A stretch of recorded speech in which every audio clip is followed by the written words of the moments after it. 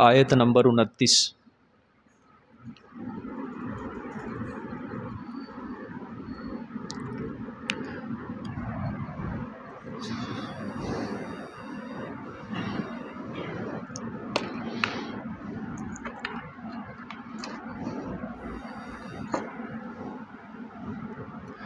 اعوذ باللہ من الشیطان الرجیم، بسم اللہ الرحمن الرحیم۔ قالت یا ایہا الملأ انی القی الی کتاب کریم انہ من سلیمان و انہ بسم اللہ الرحمن الرحیم اللہ تعلوا علی واتونی مسلمین۔ قالت یا ایہا الملأ افتونی فی امری ما کنت قاطعة امرا حتی تشہدون۔ قالوا نحن اولو قوة و اولو بأس شدید والامر الیک فانظری ماذا تأمرین۔ قالت ان الملوک اذا دخلوا قرية افسدوها وجعلوا اعزة اہلها اذلة وكذلك يفعلون وإني مرسلة إليهم بهدية فناظرة بما يرجع المرسلون۔ فلما جاء سليمان قال أتمدونني بمال فما آتاني الله خير مما آتاكم بل أنتم بهديتكم تفرحون۔ ارجع إليهم فلنأتينهم بجنود لا قبل لهم بها ولنخرجنهم منها أذلة وهم صاغرون۔ صدق الله العظيم۔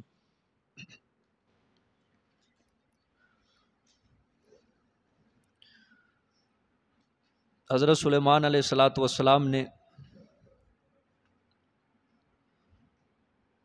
ہدہد کو بھیجا خط دے کے، مقصد اس کے بعد کا امتحان لینا تھا، اور خط لکھ کے ملکہ بلقیس کی طرف بھیجا اور ساتھ اس کو یہ رہنمائی کی کہ خط اس کے پاس رکھ کے تو ایک طرف ہو جانا اور ان کے سوال جواب کو دیکھنا کہ وہ کیا آپس میں سوال جواب کرتے ہیں۔ کل آپ کے سامنے یہ بات بیان ہوئی، یہاں پہ دو روایتیں ہیں۔ ایک روایت تو یہ ہے کہ ہدہد روشن دان سے داخل ہوا، ملکہ اپنے کمرے میں لیٹی ہوئی تھی، اس کے سینے پر ہدہد نے خط رکھ دیا، پھر وہ اپنے درباریوں کے پاس لے کے آئی۔ اور دوسری روایت یہ ہے کہ ملکہ تخت کے اوپر بیٹھی ہوئی تھی تو ہدہد نے اس کی جھولی کے اندر خط رکھ دیا۔ جب ملکہ نے خط پڑھا، دیکھا،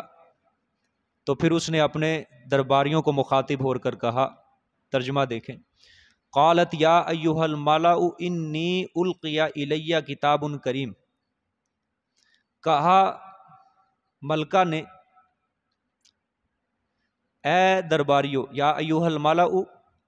اے دربار والو، انی القی الی، بے شک میں، القیہ ڈالا گیا ہے طرف میرے، کتاب خط، کریم باعزت۔ دو ترجمے ہیں اس کے، کریم باعزت خط مطلب کہ مجھے ہدہد خط دینے آیا، اور دوسرا ترجمہ اس کا یہ ہے کریم با مہر خط، مہر زدہ خط ہے، یعنی نیچے سلیمان علیہ السلام کی مہر لگی ہوئی ہے۔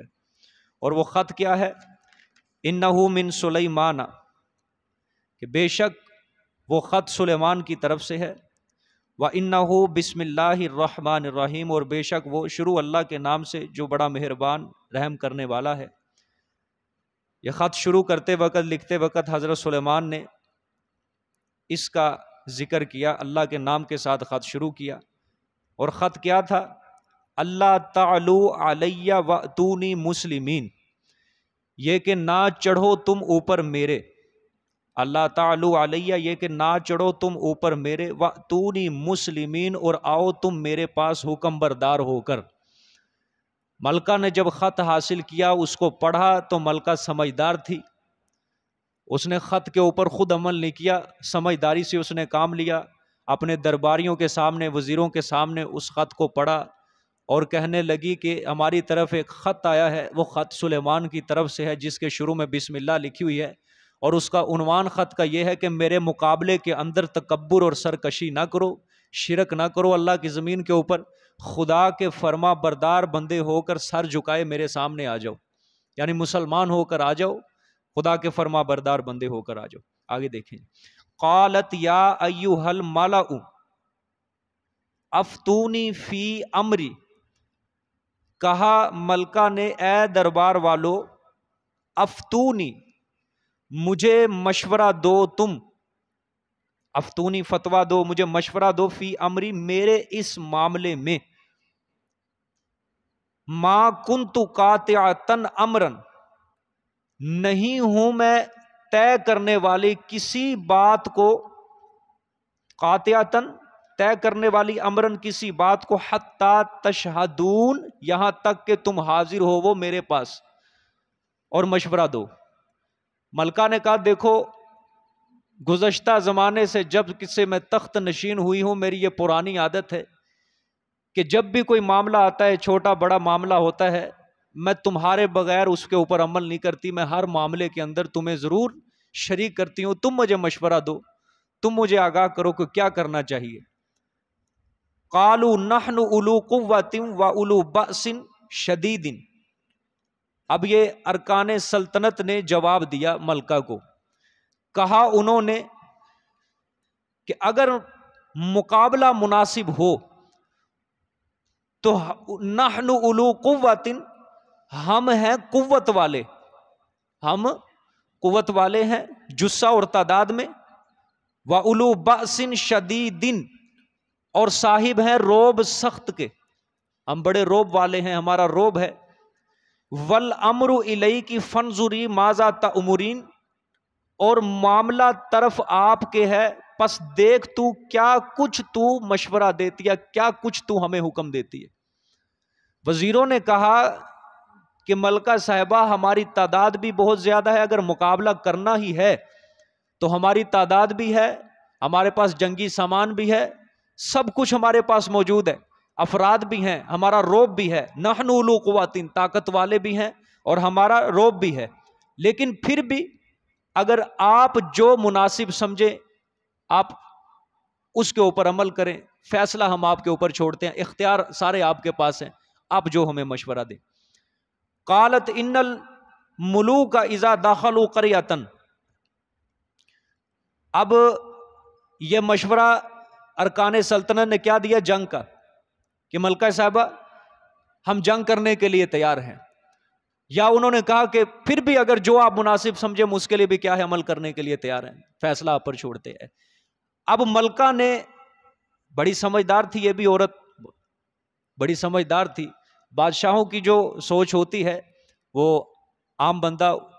اس کے مقابلہ نہیں کر سکتا، تو وہ جنگ کے انجام کو جانتی تھی ملکہ۔ وہ حضرت سلیمان علیہ السلام سے جو انہوں نے خط پڑھا تھا ملکہ نے، وہ اس کا روب پڑ گیا تھا کہ جس روب کے ساتھ یہ خط لکھا گیا ہے اور جس طرح میرے پاس پہنچا ہے، وہ اس جنگ کے انجام کو جانتی تھی۔ اب اس نے درباریوں کو مشورہ دیا، دیکھیں ترجمہ، قالت ان الملوک، لڑنا تو مناسب نہیں کیونکہ سلیمان صاحب ملک ہیں، قالت کہنے لگی بے شک ملوک بادشاہ، اذا داخلوا جب داخل ہوتے ہیں وہ قریۃً کسی بستی کو، افسدوہا تو برباد کر دیتے ہیں اس کو، ٹھیک ہے، وجعلوا اعزت اہلھا اذلۃً اور کر دیتے ہیں عزت والے اس کے اہل کو ذلیل، ٹھیک ہے، وَكَذَلِكَ يَفْعَلُونَ اور اسی طرح کریں گے وہ بھی اگر غالب آ گئے۔ اس نے بڑا سمجھداری کے ساتھ ملکہ نے مشورہ دیا، اس نے کہا دیکھو وہ بھی بادشاہ ہے، ٹھیک ہے، وہ بھی صاحب ملک ہے، تو یہ شروع سے عادت رہی ہے جب جنگ ہوتی ہے تو اگر کوئی بادشاہ جنگ میں غالب آ جائے، جب وہ اس بستی کے اندر داخل ہوتا ہے تو وہ بادشاہ اس بستی کو کیا کر دیتا ہے؟ برباد کر دیتا ہے، تباہ کر دیتا ہے۔ اور دوسری بات وَجَعَلُوا عِزَّةَ أَهْلِهَا أَذِلَّةً، کہ جو اس بستی کے اندر عزت والے لوگ رہ رہے ہوتے ہیں، شاہی خاندان سے تعلق رکھتے ہیں، تو ان کو وہ ذلیل کر دیتے ہیں، یعنی قیدی بنا لیتے ہیں، غلام بنا لیتے ہیں ان کو۔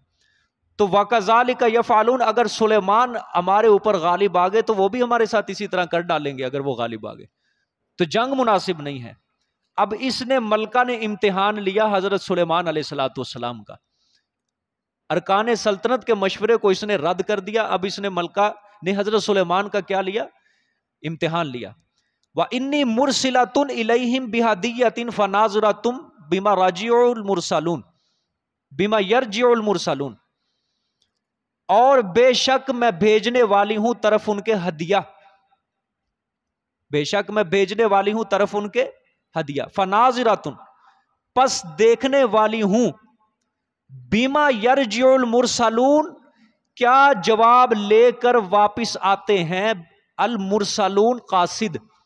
کیا جواب لے کر آتے ہیں میرے پاس قاصد۔ ملکہ نے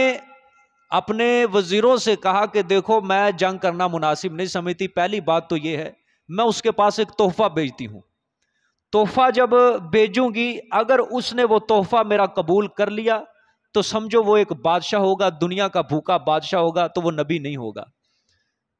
اگر اس نے قبول کر لیا جنگ کو ملتوی کر دے، وہ کہے گا بس جنگ کی ضرورت نہیں ہے، ہمیں مال مل گیا، پیسہ مل گیا۔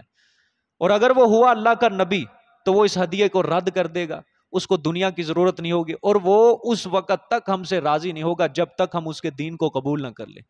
میں اس کا امتحان لینا چاہتی ہوں۔ اس نے کچھ قاصد بھیجے تحفہ دے کر، ان قاصدوں کے ہاتھ اس نے سونے کی اینٹیں، چاندی کی اینٹیں، جواہرات، ہیرے حضرت سلیمان کو ہدیہ بھیجے۔ قرآن نے تو ذکر نہیں کیا، البتہ مورخین ذکر کرتے ہیں۔ ادھر سے ہدہد آیا، اس نے آ کے حضرت سلیمان علیہ السلام کو آگاہ کر دیا کہ انہوں نے یہ مشورہ کیا ہے، اب ہم آپ کے پاس ایک قاصد آ رہا ہے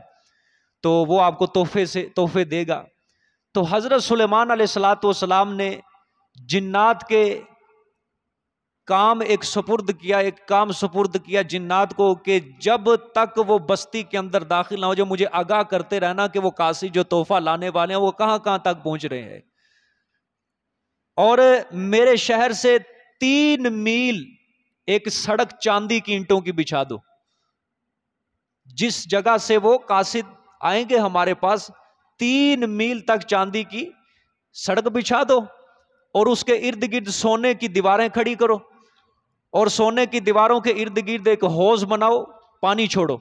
اور پانی کے اندر آبی جانور چھوڑو، اور جنگل کے اندر جو بھی خوبصورت جانور ہیں ان کو ان کے ارد گرد دیواروں کے ارد گرد باندھ دو۔ یہ حضرت سلیمان علیہ السلام نے اپنے جنات کے سپرد یہ کام لگایا۔ جب وہ ایلچی حضرت یہ سلیمان علیہ السلام کے پاس ملکہ بلقیس کے تحفے لے کر آئے، جب وہ چاندی کی سڑک کے اوپر چڑھا تو وہ حیران ہو گیا کہ میں یہ ایسے عجیب و غریب تحفے لے کے، یہ تو میرے تحفے دیے ہوئے اس تحفے کے آگے کچھ بھی نہیں ہے، انہوں کی تو سڑکیں ہی چاندی کی ہیں، انہوں کی دیواریں سونے کی ہیں، انہوں کے تو درخت ہی سونے کے ہیں، اتنے خوبصورت یہاں پہ جانور کھڑے ہیں۔ وہ حیران ہو گیا کہ میرے تحفے اس کے آگے کیا حیثیت رکھتے ہیں۔ دیکھیں جی اب اللہ اکبر۔ فلما جاء سلیمان، پس جب آیا وہ قاصد سلیمان علیہ السلام کے پاس، قال اتمدوننی بمال، ہدیے لے کر آیا، فرمایا حضرت سلیمان نے جب ان ہدیوں کو دیکھا تو حضرت نے فرمایا اتمدوننی بمال، آیا امداد کرتے ہو تم میری ساتھ مال کے، کہ تم میری مال کے ساتھ مدد کرنا، تم یہی چاہتے ہو کہ تم شرک کے اندر مبتلا رہو اور میں تمہاری دنیا حاصل کر کے منہ چپ کر کے بیٹھ جاؤں، کہ تم دنیا کے تحفے دے کر مجھے میری زبان بند کروانا چاہتے ہو اور تم کھلے عام شرک کرنا چاہتے ہو مال سے، یہ فانی دنیا سے۔ حالانکہ فما آتانی اللہ خیر مما آتاکم، پس جو مجھے اللہ نے عطا کیا ہے وہ بہتر ہے اس مال سے جو تم مجھے یہ ہدیہ دے رہے ہو۔ حضرت نے فرمایا کہ جو اللہ نے مجھے مال دیا ہے، پیسہ دیا ہے، جو مجھے سلطنت دی ہے، میرے تابع اللہ نے جنات کو کر دیا، پرندوں کو کر دیا، جو اللہ نے مجھے دیا ہے وہ تم سے کئی گنا بہتر ہے، تم یہ فانی دنیا لے کر میرے پاس پہنچ چکے ہو، ٹھیک ہے۔ بل انتم بہدیاتکم تفرحون، بلکہ تم اپنے ہدایہ پر خوش ہوتے ہو، تم اپنے ہدیوں پر کیا ہوتے ہو؟ خوش ہوتے ہو، یعنی میں دنیا کا بھوکا نہیں ہوں، لے جاؤ یہ ہدیے واپس ملکہ کو جا کے دے دینا، میں ان ہدیوں کے اوپر خوش نہیں ہوں گا، ہاں اسلام لے کر آؤ، شرک چھوڑو، توحید والے بن جاؤ، پھر میں خوش ہوں گا تمہارے ساتھ، ٹھیک ہے۔ اللہ اکبر۔ آگے فرمایا ارجع الیہم فلنأتینہم بجنود لا قبل لہم بہا، واپس جا تو طرف ان کے، واپس جا تو طرف ان کے، فَلَنَأْتِيَنَّهُمْ بِجُنُودٍ، پس البتہ ضرور بضرور ہم، البتہ ضرور بضرور ہم آئیں گے ان کے پاس بجنودن 7 لشکروں کے، یعنی مسلمان ہو جائیں تو ٹھیک ہے، اگر نہیں ہوتے مسلمان، شرک کو نہیں چھوڑتے، تو ہم کیا لے کر آئیں گے؟ لشکر لے کر آئیں گے۔ وہ لشکر بھی کیسے ہوں گے؟ لا قبل لہم بہا، لا قبل لہم بہا، جو نہیں طاقت ہوگی ان کا مقابلہ کرنے کی، جو نہیں طاقت ہوگی واسطے ان کے بہا، ان کے مقابلے کی، والا نخرجنہم منہا اذلۃ، اور البتہ ہم ضرور بھی ضرور نکالیں گے ان کو منہا، اس بستی سے، اذلۃ، ذلیل کر کے، بے عزت کر کے۔ یعنی جب وہ شرک کو نہیں چھوڑیں گے، اللہ کی توحید کو قبول نہیں کریں گے، تو ہم ایسے لشکر لے کر آئیں گے کہ تمہارے لشکروں کے اندر اتنی طاقت نہیں ہوگی کہ ہمارے لشکر کا مقابلہ کر سکے۔ ٹھیک ہے، آگے وَهُمْ صَاغِرُونَ، اور وہ ذلیل ہونے والے ہوں گے۔ ذلیل ہونے سے مراد جب ہم داخل ہو جائیں گے، ذلیل ہونے والے قیدی بنیں گے، غلام بنیں گے، بستی اجڑ جائے گی، ہمارے ماتحت پھر زندگیاں گزاریں گے۔ اللہ اکبر۔ جزاک اللہ جی، صدق اللہ العظیم۔